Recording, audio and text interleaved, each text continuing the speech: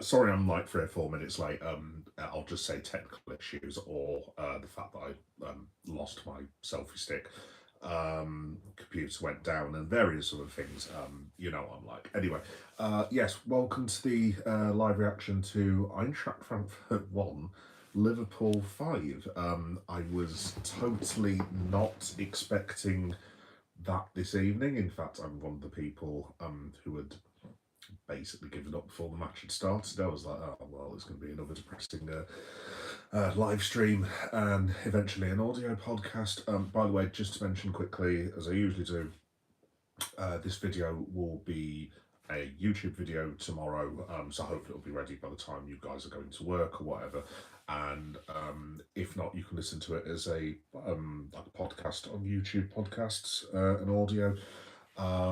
Yeah, hopefully it'll be ready by, I don't know, it might be ready by the morning, in the afternoon, so when you're having your lunch break, you can bathe in the glory of Liverpool actually winning a game of football. Honest to God, I don't think I've been this happy since we won the league, to be completely honest. I was just like, when we went 1-0 down, I'm literally just like, oh my God, this is going to be an absolute bloody disaster. We're going to lose 5 games on the row and all this, that, and the other.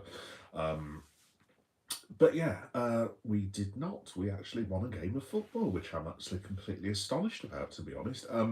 Yeah, so just a quick couple of things, just to let you guys know that I'll be back on a live reaction for Liverpool-Brentford probably about 11:30 Saturday night, give or take, and I've got a few things coming up. I'm going to be doing a live vlog in Leeds tomorrow, probably about 6:30, 7 o'clock, but I'll let you guys know more about that. Not football related, it's something else different in Leeds.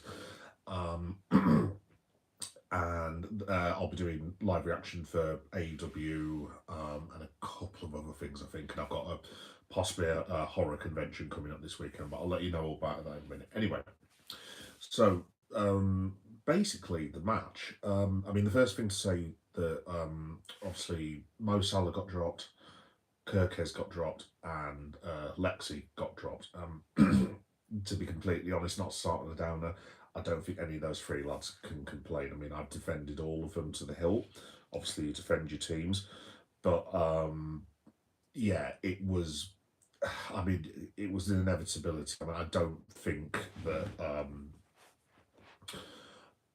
Mo can complain at all, really, to be quite honest. So, Perry, hi, how you doing, Perry? You all right? Whatever and beyond, free Palestine. I'm with you. I'll stick my neck out. I'm with you, mate. William Beard, hi. William Beard said hi. Hi, William. You're all right? How you doing? Welcome, everyone. Yeah, no, just about Mo Salah, I don't think he really has any room to complain whatsoever. Oh, just quickly as well, by the way, I'm going to have this as a little bit of a watch along kind of. I don't know if any of you have got BBC One on, but they're going to show Champions League. I'm guessing we'll go first, so I'll kind of talk about that as it goes along. Obviously, I've got it on mute because I don't want to be sued by the BBC, ideally. So, but yeah, I don't think Mo can complain. I especially don't think Kirkes can complain. I mean, the good thing with Kirkes is he's a 21-year-old lad, and you can just say to him, look, I've got a international class fullback in Andy Robbo, who's played for this football club for years and years and years. And if you're not up to the standards, he has to play. And I think I don't think Kirkes can. I wouldn't have thought he would have argued himself in the performances. I thought he was all right against Everton, decent against Arsenal, a couple of other games, but I mean he's not been at the level required, so I don't think he can really complain. And Alexis, I think the problem with Alexis McAllister is he's, for want of a better phrase, I think the bloke is knackered. If you look at how much football that man has played, from Brighton to Argentina to Liverpool, I mean, it's an outrageous amount. And I think he's played something ridiculous, like about 250 odd games in like 4 or 5 years or something like that, which obviously you need to do at this level. But I mean, obviously he's running the centre of the park, so maybe he just like Phil Foden. Phil Foden struggled last year, for example, and obviously, look, people were giving Phil Foden stick, and obviously I'm not a City fan, goes without saying, but Phil Foden, is, begrudgingly, is one of the best football players in the world, as far as I'm concerned, and he just had a bad season last season, and this season he's doing a lot better from what I can see. So maybe this is one of those seasons for Alexis. Obviously, Dom Soboslai's been brilliant. He was brilliant again tonight. So yeah, in terms of the team selection, I think Arne got it right. I don't really think any of them can have a complaint. So, story of the match. I mean, obviously, most of you have seen it, but started off a bit slowly again. Unfortunately, the one really bad thing tonight is that Jeremy Frimpong, who was not necessarily brilliant, I didn't think he was awful, but the first 20 minutes weren't brilliant. Obviously, I'm not a doctor, but that looks like a hamstring strain to me, and you don't want to worry too much because I think his injury record was all right at Bayer Leverkusen, but that's like the second time in what, just over a couple of months where he's done that sort of injury. So maybe, I don't know, but that sort of hamstring injury, if it is a hamstring injury, I think he will be very lucky to be back before Christmas, at least December, because obviously you've got the international break coming up in a couple of weeks. I mean, it's not a disaster because we've got obviously we've got Brentford. He probably wants to play against Crystal Palace, and then you've got what, Man City and Villa, I want to say. So he's only going to miss 4 matches. Plus we've got Conor Bradley. Oh, the match is on now. So yeah, if you guys want to watch and put BBC on, it's they're starting off with Eintracht Frankfurt and Liverpool first. So obviously I've seen a bit of the game, but like we can just rewatch it from here. Swig a walk for the working man, by the way.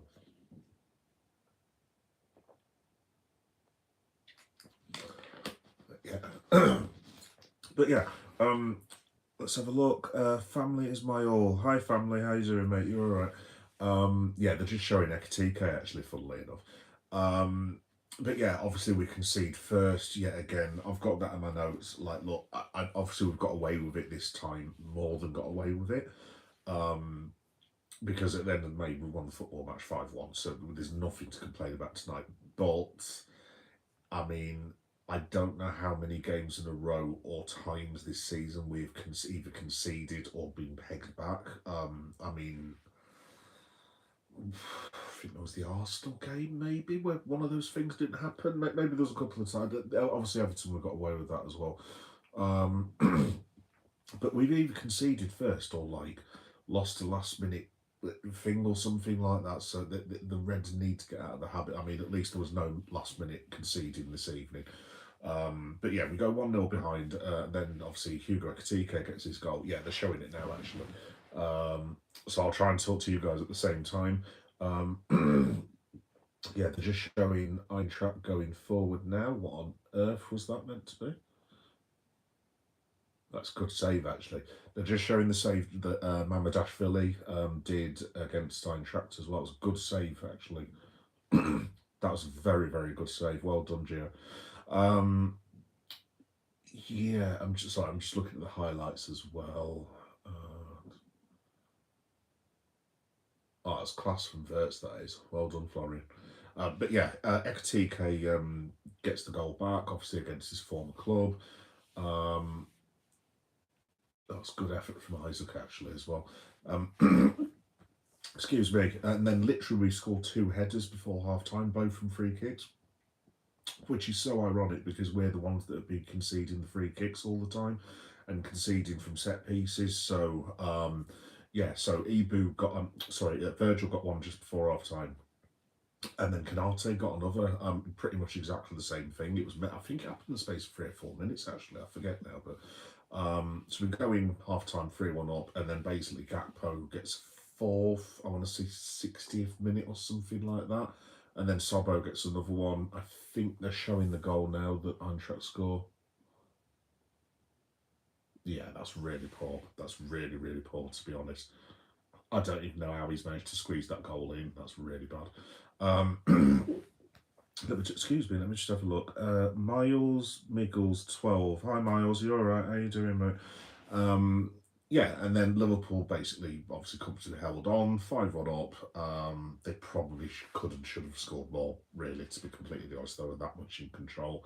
Um, a bit disappointing Isaac didn't score. Oh, that's a good save, that is. Yeah, a bit disappointing Isaac didn't score, but obviously he got replaced by Chiesa, I want to say. I mean, the Isaac thing's I don't think it's an issue at the moment due to the goals that we've scored and the goals we've got in the team, but he, he needs to make sure that he's scored. Excuse me, I think this is the Ekatike goal now. Let's have a look. What a finish that is. Absolutely superb finish. Well done, Hugo. That was such a good player, by the way. Yeah, but I think Alexander Isak, I think it's project to score a goal before the international break. It's a great assist by Verts as well, though. Yeah, he definitely. I think Isaac's aim. He's got to get a goal before the international break, so he's got a chance against what Brentford, Crystal Palace. I would actually to play the whole of the Crystal Palace game. Maybe Crystal Palace might change the team route. I don't know, and then obviously we've got Villa and Manchester City. So I don't think it's the case this season of I cannot see Alexander Isak getting like 30 goals or anything like that. I think he just needs to aim to get 10 to 15. Oh, there's Verge's goal. What a header that is. Well done. Very poor defending there. Yeah. Yeah, so Liverpool basically win 5-1. That to be honest, folks, that's mostly it for them in terms of a match report. Obviously played very well, as 5-1 suggests. Manager played a lot better in terms of his selection and stuff. And we've actually won a game of football, and that's the main thing, so we're a bit more confident going into Brentford now. Oh, is that how they got the corner? Oh, no way. My one sort of gripe, and it's a very, very mini gripe. Here we go, Canate. Free header, 3-1. What a header that is. What a header from the big man. Well done, Ebu. My one complaint, and I don't want to say complaint because it's only a minor thing, and I know he's not playing well at the moment. Sorry, I'm just looking at the notes a minute. Just have a look. There we go. Was when Salah came on. I don't think he was brilliant. And there's another thing with Mo in respect of when he came on, there was 2 or 3 times we were clean through on goal, and there was one I remember when Verts was just in front of the goal and Chiesa, and instead of just laying it off to one or both of them, basically Salah just went for the shot. And I know he's. Oh, that was a good effort that was from Curtis. Oh no, it was Chiesa actually. What an effort that was. Let me have a look. Oh, it's a great effort, Fede. But yeah, instead of squaring it, he basically was just like just went for the goal. And I know I get it. It's Mo Salah, and he's one of the best players in the world. And I know he wants to score and all that, and I get it, and that's fine. But like, dude, there's people like literally right next to you, and Salah does have this habit sometimes of not passing the ball, and I get why, because he's one of the best finishers and players in the world. But some of his shot selections at the moment, the way he's playing, he's Vertson scored as well. I mean, it was just extremely poor, to be honest. So obviously, this is now going to come up as a conversation point, but you've got Gakpo, who, as much as people keep complaining about him, he keeps scoring goals. Oh, hit the post there as well. You've got Gakpo, who basically scoring goals, but possibly not playing brilliantly. That's all right effort that was. You've got Federico Chiesa, who's affecting football matches whenever he plays on. Yeah, great assist by Verts. 4-1, Gakpo, very good goal. You've got Hugo Ekitike, who's been the best player probably of the season for Liverpool, not far off.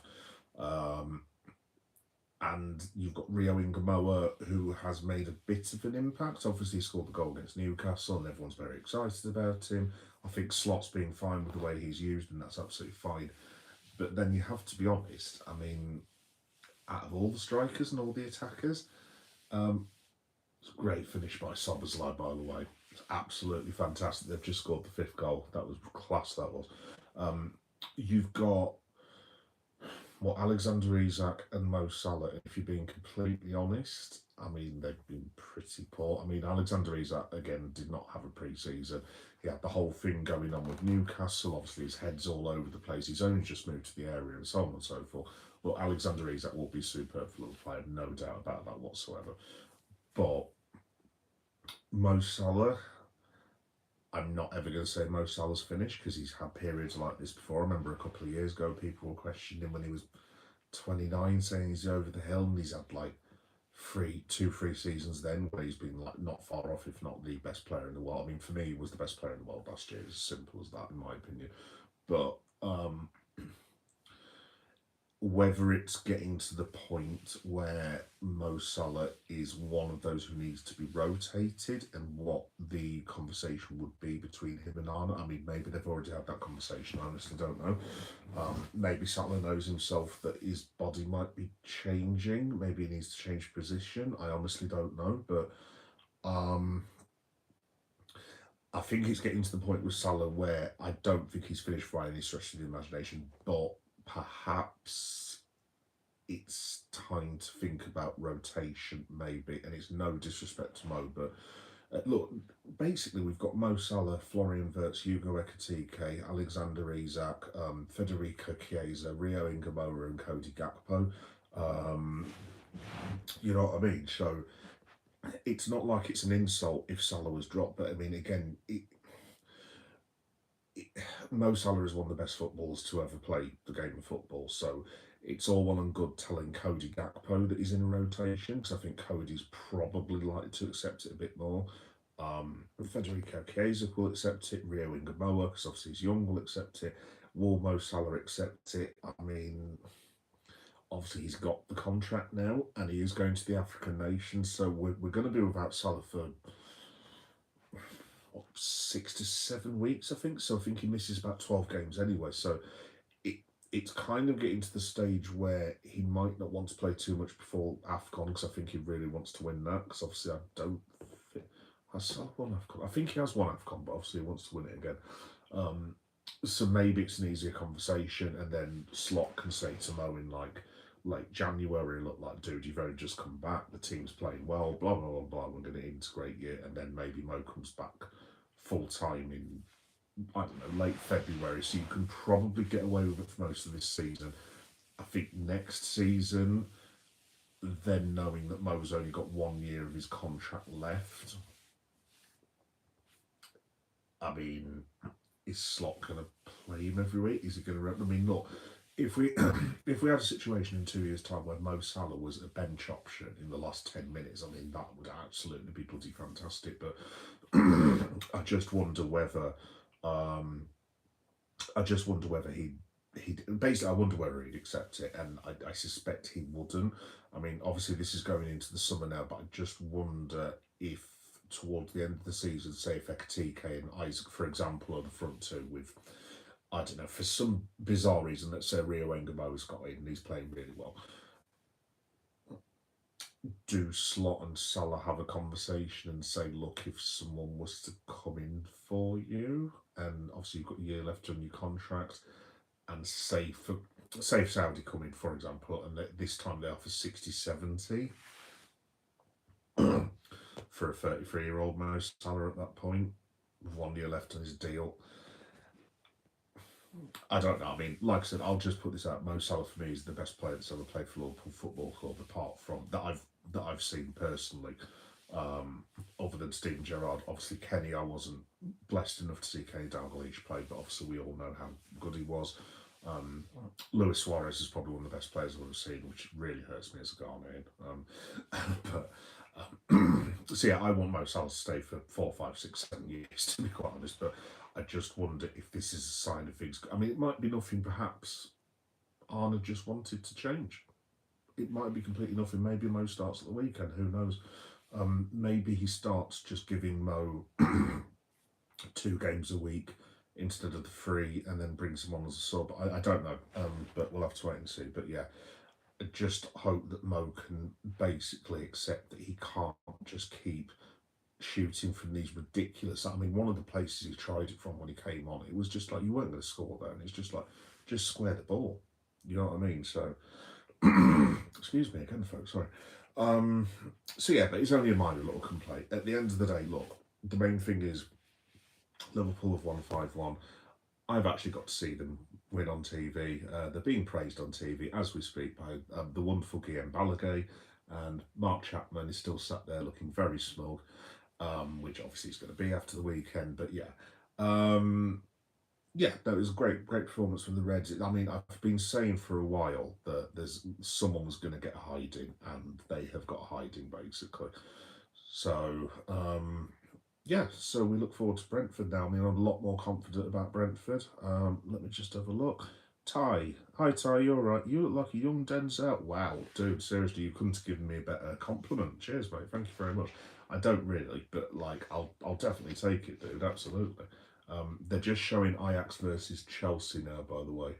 Second match on BBC.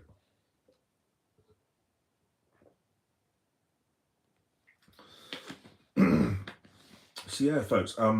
By the way, if you're listening to this on the YouTube podcast, if you keep hearing me go, it's because my voice goes sometimes, and basically I have to like take a huge swig of water. So apologies if you're listening onto this as an audio. Um, yeah, so I mean that's really about it, folks, from the game. Like I said, it's a great win. We're on what are we on now? 10th place. In fact, I'll try and bring up the Champions League table for you whilst you're on. Let me just have a look. Right, so we are. Let's have a look. So in the 36 team table, we are now in 10th place, basically. So obviously the top 8 go through automatically, and then the other, whoever it is, like 30 million teams have got to go through these playoffs in February, which obviously we don't want to do. But top 8, so you've got Paris Saint-Germain, Bayern Munich, Inter Milan, Arsenal and Real Madrid. So they've all got 9 points. So they've all basically won all their matches so far. Dortmund have got 7, Man City have got 7, Newcastle have also got 6, Barca have got 6, and we've got 6 with about, let's have a look. Chelsea have got 6, Sporting have got 6, Karabag have got 6, Galatasaray have got 6, and Tottenham have got 5. So it's still, look, to be honest, I think for me, I know this is a bit weird, but providing we finish in the top 24, which secures your qualification, because basically it's from like 25th till 36 where you don't qualify if you don't get in that. Providing whatever happens, we're getting the top 24, that's fine, and we deal with the playoff when it comes along. I would, obviously, it goes without saying, prefer not to have a playoff, because I don't think Liverpool need that, to be quite honest, in their lives. But as long as they're qualified, that's fine. In terms of the top 8, then we would be, yeah, basically with goal difference between our Newcastle, so we've got plenty of time to sort it out now. Obviously, we've got Karabag is the last game. We've got, I want to say, PSV Eindhoven next. Chelsea have just scored a second. Yeah, you've got PSV next. Then you've got Marseille. Who else have we got? Oh, Real Madrid obviously is next. So yeah, that it was crucial that we won tonight, because obviously Real Madrid is not a given. I mean, I actually think Liverpool will beat Madrid. But obviously that is not a guarantee by any stretch of the imagination, because obviously they've done us so many times over the years. But yeah, yeah, no, at least we're in a lot better place in the Champions League. So my hope is now that we've done really well in this game, that Brentford, which was looking a bit, I'm just watching the Ajax penalty, that's terrible for the goalkeeper. Like I said, I don't know if any of you guys are watching BBC, but I'm just watching the Chelsea goalkeeper try and save the Ajax penalty, and that is absolutely wretched beyond words. Seriously. So yeah. Anyway, obviously we've got Brentford at the weekend, which I'll go on to talk about now. I'm just having a look to see if there's anything else in my notes. if any of you guys obviously are on comments and stuff, just let me know who you thought who man of the match was. Personally, I thought Curtis Jones. I was going to say this actually. That's what I was going to say. I thought Curtis Jones was superb. I thought he definitely deserves a run in the side now. For me, he's got to start over Alexis McAllister as far as I'm concerned. And just give Alexis a bit of time out of the team. Like I said, he just looks genuinely like he's exhausted to me, and he's not played well. So Curtis Jones should be on the team on me for merit. I thought Florian Wirtz was bloody brilliant. Obviously, he's has a couple of saves from shots. He's finally had a couple of assists as well. The first assist was really good, where he just split the whole defence for Hugo to get his goal. Yeah, no, a lot better from Verse, hell of a lot better. So, impressive performance by him. Yeah, no, like I said, there's no complaints from most of the lads. I mean, obviously, Frimpong's unlucky with the injury. Bradley forced a save from the keeper. I think Bradley hit the post, actually, to be fair. So, I'm just watching Chelsea's other penalties. Oh, no, Johnny Heitinger. So, yeah, I've just realised at the moment. So, I'm watching Ajax Chelsea now, the highlights, and James McConnell was playing for Ajax as in our reserve striker, reserve. What am I trying to say? Reserve midfielder. And I've just realised Johnny Heitinger is the manager of Ajax. Oh dear, bad luck, Johnny. Luck. Let me have a look. Oh, some comments. Niaz up. Hi Niaz, you alright? How you doing?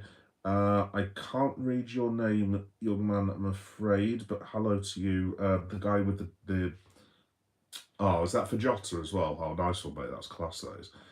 Lewis like football. Hi Lewis, how you doing? You alright? I'm the only person. Yeah, like I said. Thank you for being here, Niaz.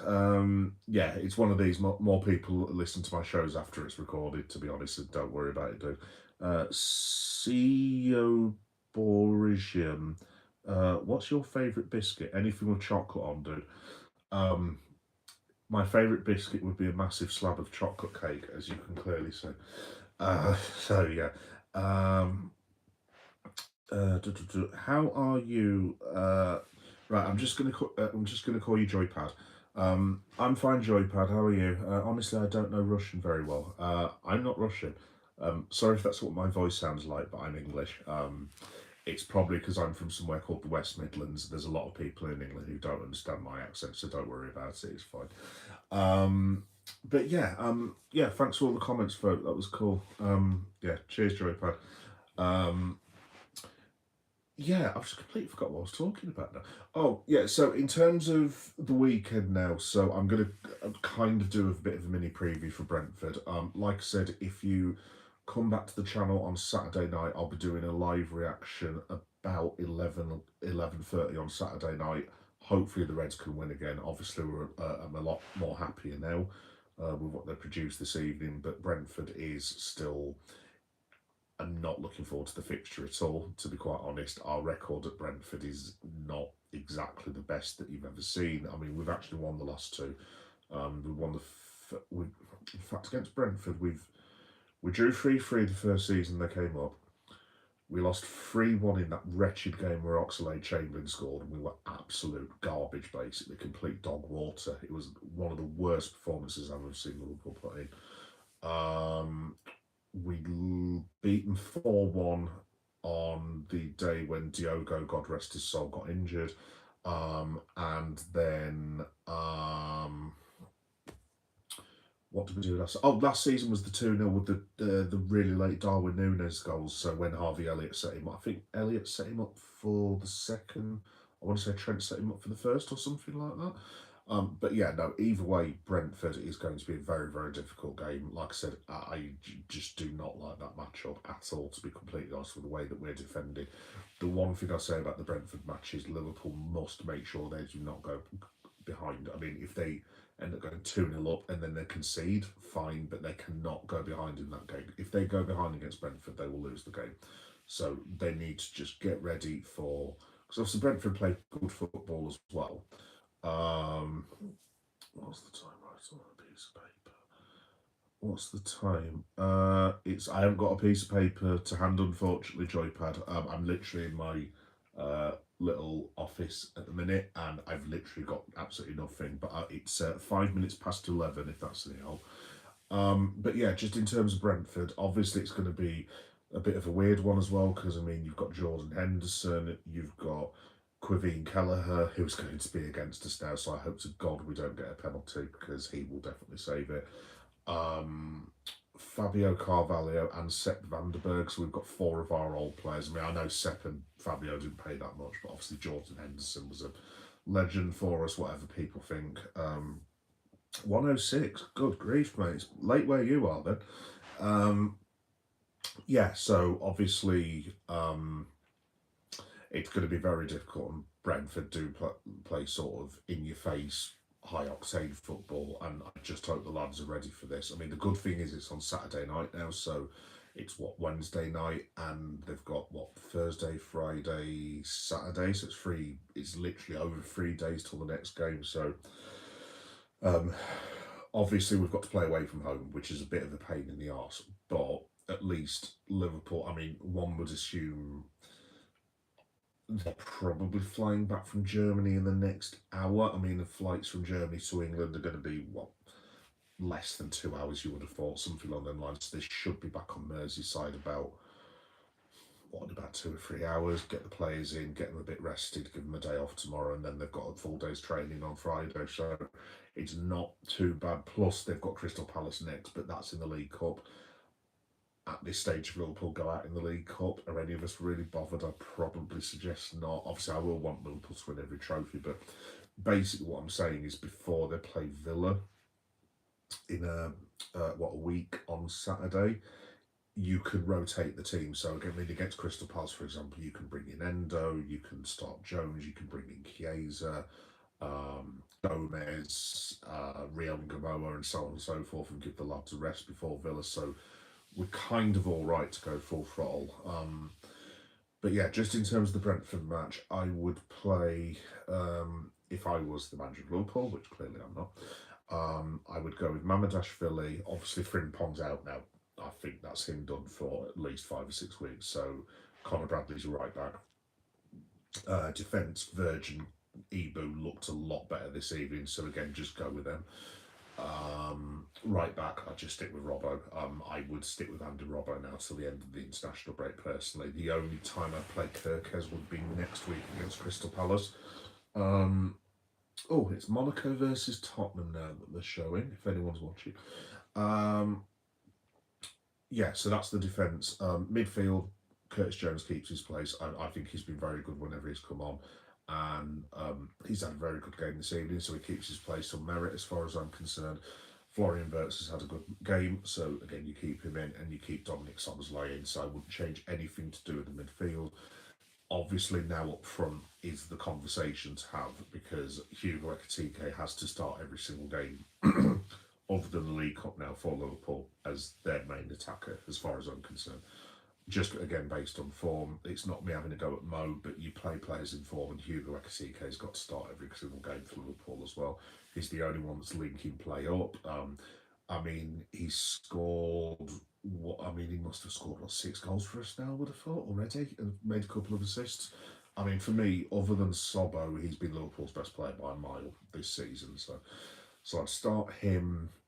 I think you have to start Gakpo, to be honest, because again, I know, but I don't really get this with Gakpo, because there seems to be a lot of people saying, "Oh, what's he doing? All he does is cut in from the right hand side." And it's like, but yeah, whenever he does that, no one can stop him, and he usually gets a shot off. I mean, what do you want the man to do exactly? And like, oh, he's only got one trick in him, and this, that, and the other. It's like, yeah, if the trick works, then let him crack on. You know what I mean? So, granted, at the weekend, some of those finishes were absolute dog water, absolutely bloody dreadful. But so I'll keep Gakpo, have that with Hugo Ekitike, and then up front, I've just heard apparently that Alexander Isak's just flashed on my phone. Actually, I don't know if anyone else has seen this, but Alexander Isak might have a groin injury. In fact, I'll just have a look at that now, see if if there's any news. But even if Isak's fit, I don't think I'd play him at the minute. And to be quite honest, I don't think I'd play Mo. I really don't. So I'd probably, for this match, go with Federico Chiesa. I mean, again, I thought he was really good this evening when he came on. I thought he definitely at least had. Let's have a look. Oh yeah, right. So James Pearce is reporting Alexander Isak says groin. Yeah, it's from James Pearce as well. Right, that's not cool. I'm just trying to see. While I'm just trying to see. I'm just going on. I'm just going on. This is Anfield because they're reporting him as well. Let me just have a look. Alexander Isak has emerged as an injury concern. Blah blah blah blah blah. Right, let me have a look. Right, so Slot said Alexander Isak, he had to go off at half time because he felt his groin a little bit, so that's a pity. I've said it many times, it's such a difficult balance to find with a player that missed 3 months. You bring him slowly, and people also maybe argue with me if you cannot play him more and more often. And now he played for the second time in 3 days, and unfortunately he's had to go, so let's hope for the best. It's not an easy balance to find if a player has been out for so long. Alex was well prepared to play, but the margins are small, so I'm hoping it's not that bad. Let me have a look. Yeah, no other news, folks, basically. So, yeah, I would probably say that Alexander Isak will not be available. If it's groin injury, I mean, you'd imagine that's what. At least 10 games. I mean, I suppose the only good thing is we can probably cope against Brentford with the attacking team that we've got. Would he have played against Crystal Palace? Probably not. So you're looking at Villa in what, 10 days? And then after that, you've got Man City another 8 days after that. So maybe he can come back for Man City. I don't know, but that doesn't sound too good to me. So yeah, just to the theme of the season, basically, we've now won a match, but we've also lost Jeremy Frimpong and Alexander Isak, so that's great. Wonderful. So if Isak is out, I think that pretty much confirms that Mo Salah will be starting at the weekend, but I honestly don't think he deserves to at this precise minute. But, I mean, do you bring Salah on, like I said, as an impact player? Do you maybe play Ngamoa? I mean, personally for me, I would start Fede Chiesa. I don't really know what more that man has to do to get started. I mean, he's clearly fit now as well. I mean, he's not. He's had that one slight injury this season, but I mean, he came back within what, a game? I think he missed the Galatasaray away, and I think apparently by all accounts he was only a little bit off starting that match in any case. So, yeah, that's a bit of a downer to end this with, but yeah, it is what it is, isn't it? Anyway, folks, so let me just have a look if there's anything else I wanted to talk about. No, so sorry to end like that. That was probably shouldn't have told you all that, to be completely honest. But yeah, so just a couple of things then in that case before I go, because that's pretty much all I've got, to be honest, guys. Like I said, if you've not watched live, like I said, I don't blame you at all. I was very tempted to go to the pub myself and miss my own live stream, so that's fine. But this should be on hopefully tomorrow morning, maybe sort of early afternoon, as part of a YouTube podcast, and it will also be obviously a YouTube video as well, so you can put your earphones in and listen to it as a podcast, but it's video. You know what I mean. You know how YouTube works. Yeah, and just to say, Liverpool wise as well. Oh, I need to tell you a quick story as well for people who are listening. So I'll be doing live reaction to Brentford on Saturday night, so that'll be about 11:30. I'll try and do it as a bit of a watch along with Match of the Day as well. I will be doing one a week on Saturday for Aston Villa, and also I'll be doing one for Crystal Palace, which I will be doing in my house. Now, the reason I'm telling you about this is a week's time, the Crystal Palace match in the League Cup. So subscribers will know that I was desperately trying to see if I could get a ticket for said football match. And basically I can't actually buy a ticket until I get paid, which is, and if you're wondering what on earth I'm telling you, there is a point to this story.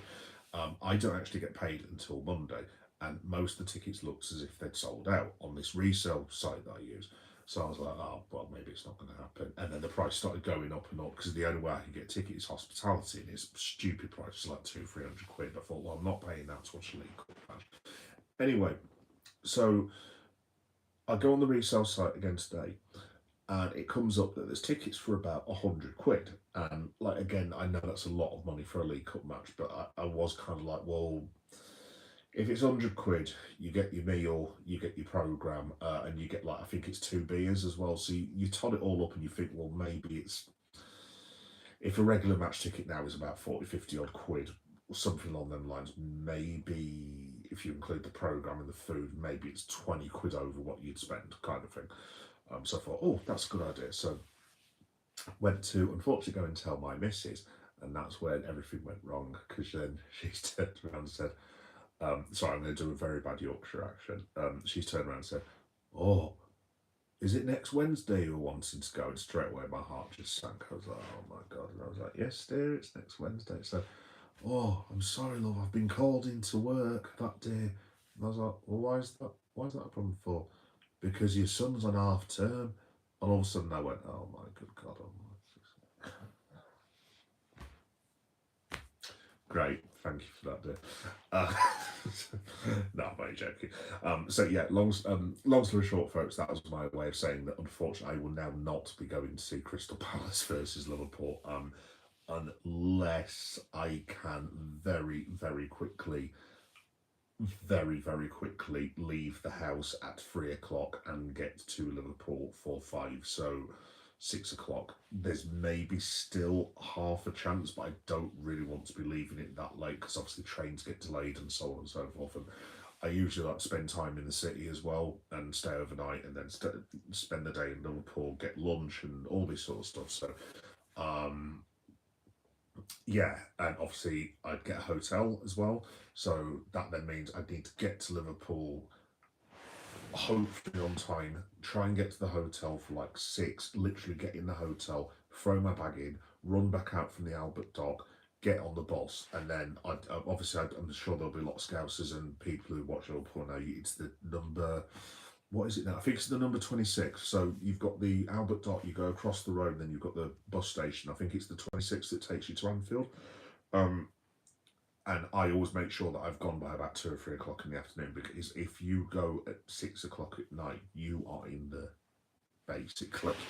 And there was once we went at 6, and obviously because there's so much traffic going towards the ground, obviously people are finishing at that time of night, and I mean, there was once literally we went at 6, and I think we got into the ground in the end. It was literally like 15 minutes before kick-off. So yeah, long story short, it does not look like I will be going to see Liverpool versus Crystal Palace, which I'm absolutely gutted about. So thank you to my wonderful wife and son.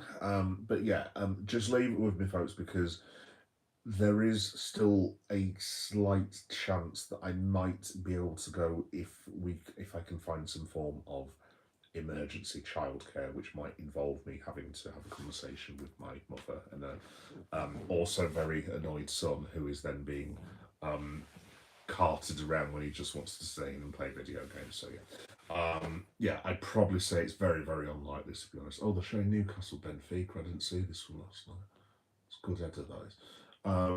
So yeah, basically, unfortunately, realistically, I won't be able to see it now. However, just to mark your card, I'm aiming, in fact, while you're on and you're listening, I'm just going to have a look at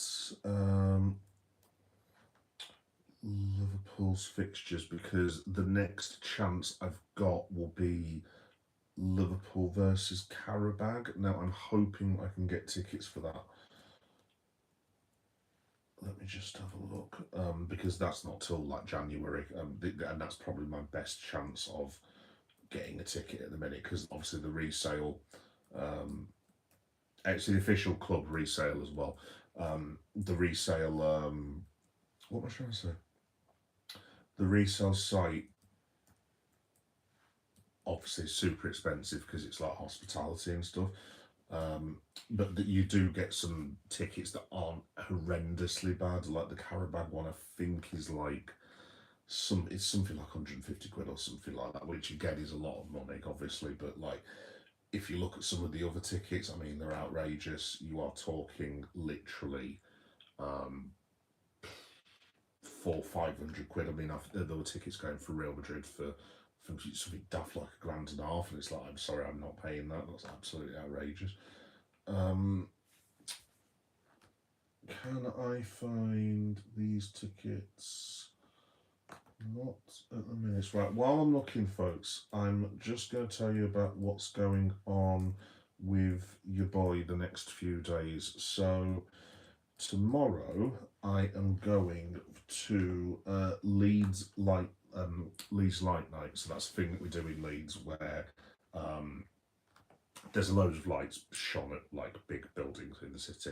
It's a lot cooler than the way I've just made it sound, by the way. But actually, in saying that, there's tickets for PSV that are a couple of £100, which is probably still too much. So that's a possibility. Yeah. So I'm doing Leeds Light Night tomorrow. If you're in Leeds, obviously you know what it is. I'm gonna try and see if there's any way that I can do. Right, basically, I can't find the Carabao tickets, but basically, I think we play Carabao late January. So that's in about 3 months' time, give or take. So I'm hoping to get tickets for that. I'm hoping obviously to get to the Liverpool Legends game that I go to every year with my son.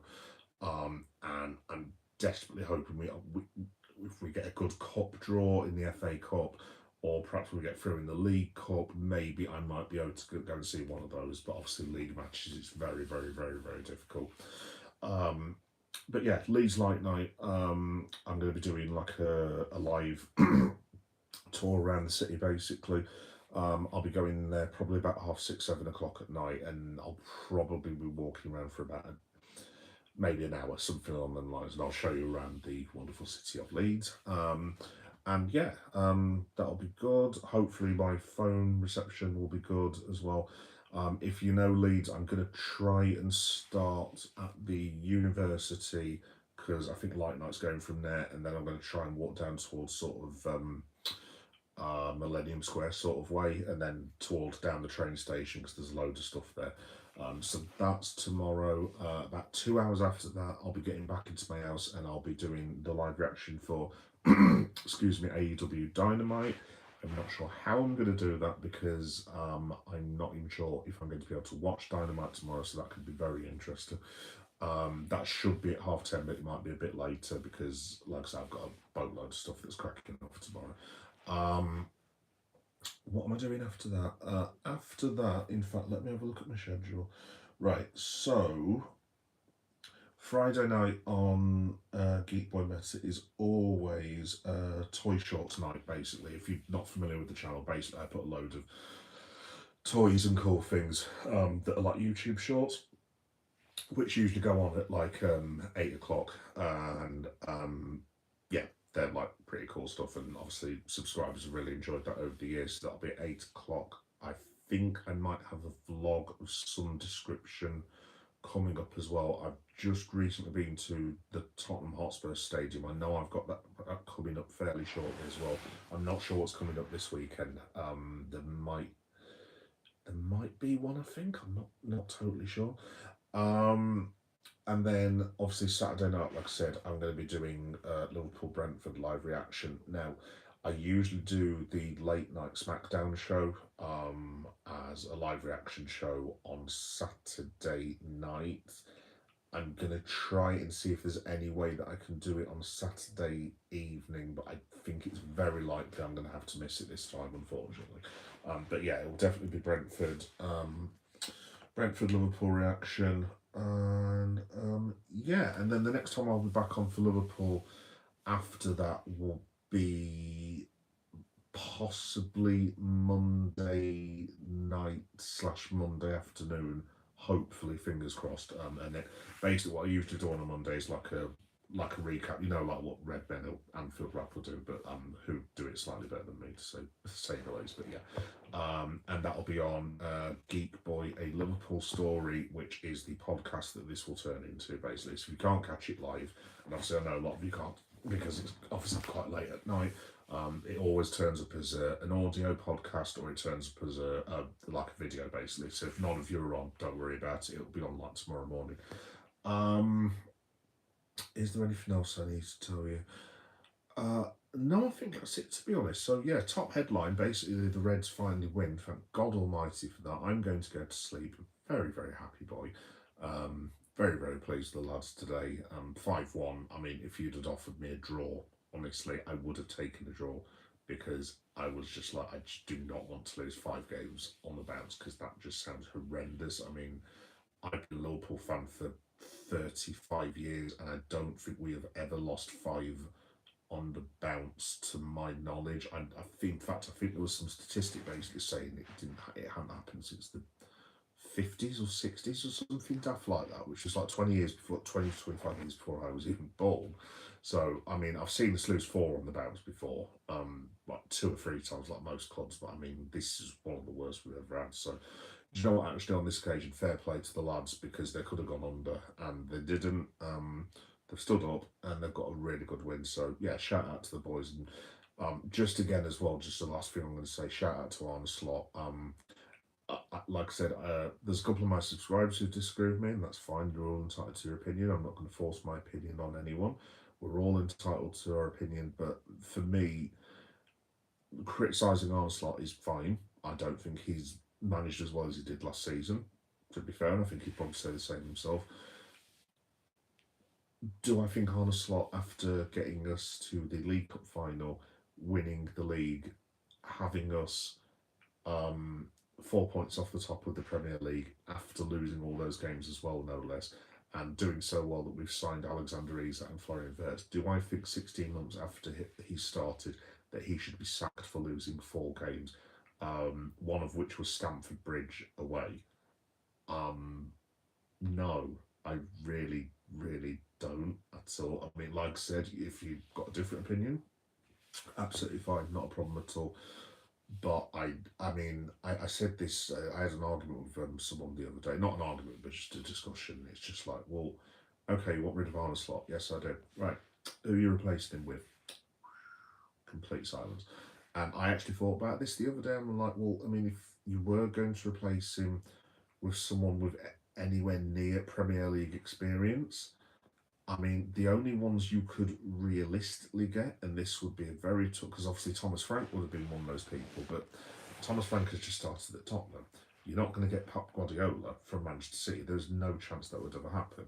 Eddie Howe to Liverpool, that is not going to happen, especially after the summer, and I don't think the fans would be hugely impressed with that, and I'm not sure if Eddie Howe would want to manage Liverpool as either, to be quite honest. The only ones that I could possibly think of are Unai Emery, and again, the Villa are actually playing a little bit better now, so are they going to want him to leave? I would probably suggest not.